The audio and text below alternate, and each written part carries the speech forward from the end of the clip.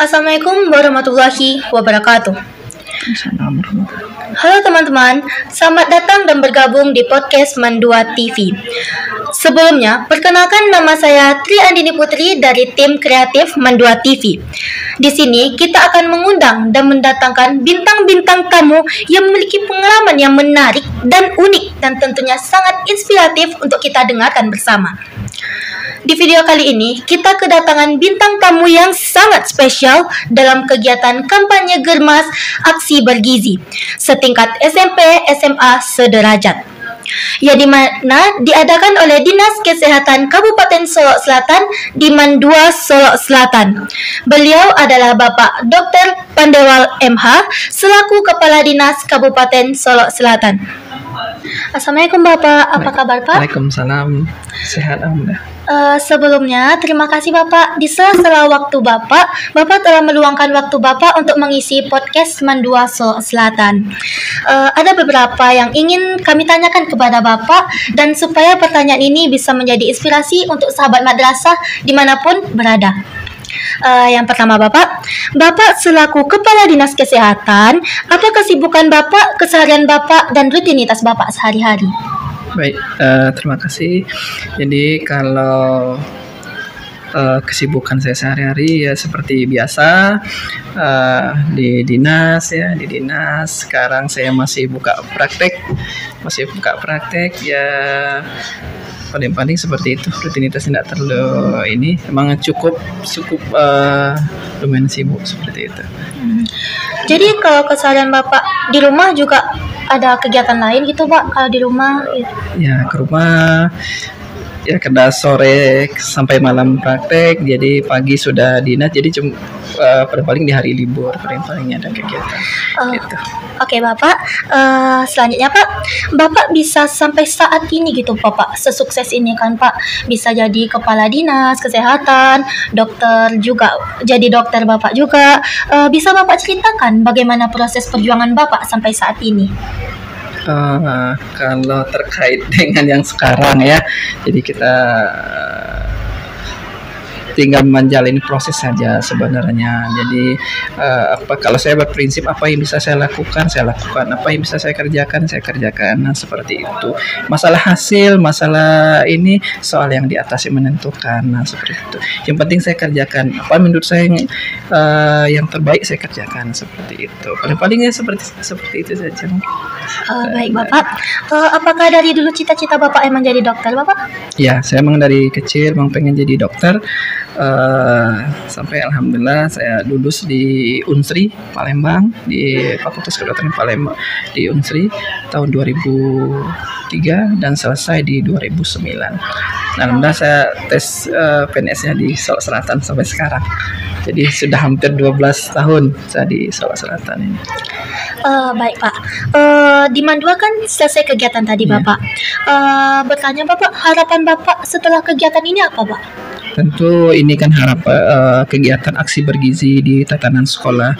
Tentu di samping kita kegiatan tadi, tentu kita dari Dinas Kesehatan datang ke sekolah, tentu pengen melihat secara langsung sejauh mana sih tentang pemahaman kesehatan di sekolah. Nah, seperti itu.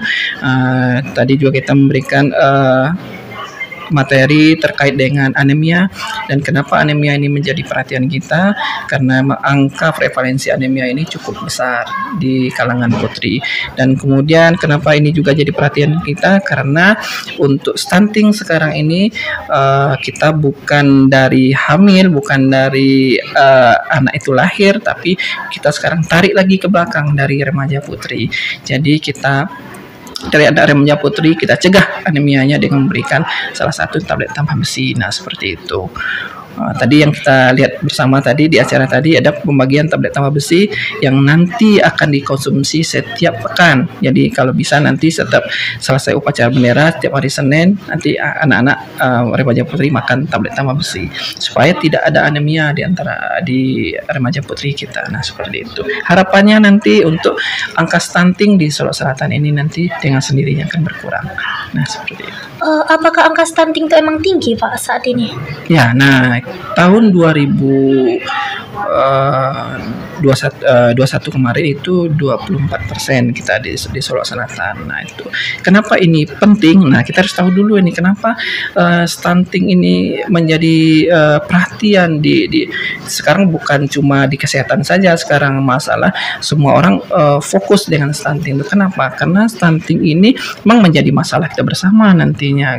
Kenapa? Karena nanti anak yang stunting nanti itu di kehidupannya itu akan mendatang banyak persoalan seperti itu. Nah kadang kita di masyarakat ini sering anak pendek dianggap stunting semuanya. Enggak. Jadi anak pendek itu belum tentu stunting, tapi anak stunting itu sudah pasti pendek. Nah paling enggak ada 2 komponen yang harus kita perhatikan di situ. Apakah ada perbedaan antara dua itu Pak, yang kena stunting sama yang tidak gitu Pak, walaupun sama-sama pendek gitu? Jelas ada. Nah kalau stunting ini dia di samping gagal segi pertumbuhan, dia juga gagal sistem perkembangannya. Jadi otaknya pun juga akan bermasalah, dan kemudian anak rata-rata akan kekurangan gizi kronis, kemudian akan mudah terserang penyakit. Nah seperti itu. Jadi berbeda sekali. Jadi kalau orang pendek, banyak orang pendek, tapi tidak semua orang pendek itu stunting. Itu harus jadi catatan kita. Gitu. Jadi gitu ya Pak, nggak semua pendek ya Pak? Tidak semua orang pendek stunting, tapi orang stunting pasti pendek. Nah stunting ini sebenarnya banyak sekali penyebabnya seperti itu. Kita tidak bisa melihat dari segi kesehatannya saja, kita juga harus lihat dari segi ekonomi, segi pendidikan, seperti itu. Nah kemarin dari data kita itu yang baru terkumpul ada sekitar 4% yang stunted ya, yang anak pendek tadi itu. Nah kemudian dari data itu kita telusurin, ternyata emang dari keluarganya memang bermasalah, di rata-rata di masalah kemiskinan, masalah ekonomi rata-rata. Nah seperti itu. Baik Bapak, sebagai penutup, closing statement pada saat ini untuk sahabat madrasah dimanapun berada yang menonton video ini tergerak gerakan nasional aksi bergizi ini Pak.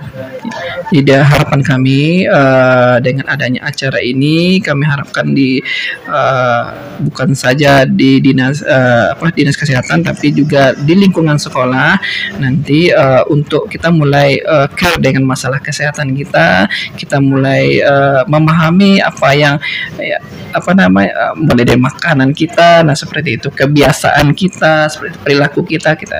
Dan terakhir untuk teman-teman di sahabat madrasah, apalagi masih sekolah ya sekarang ini, kami berharap nanti kita belajar yang rajin, kemudian kalau memang punya harapan ke depan, punya cita-cita ke depan, memang kita kita harus terwujud. Ya harus terwujud dengan tentu dengan usaha dan kerja keras. Yang penting kita ikhlas saja, kita jalanin, kita berusaha seperti itu. Kalau hasilnya yang di atas, ya Allah yang nentukan. Nah seperti itu. Mungkin itu saja. Terima kasih Bapak atas waktunya dan juga atas bincang-bincangnya. Saya merasa terhormat bisa berbincang-bincang dengan Bapak. Semoga sahabat madrasah bisa mengambil inspirasi dari bincang-bincang kami tadi. Sekian, itulah bincang-bincang kami pada saat ini. Terima kasih sudah menonton video podcast Mandua Solo Selatan. Sekian, terima kasih. Assalamualaikum warahmatullahi wabarakatuh.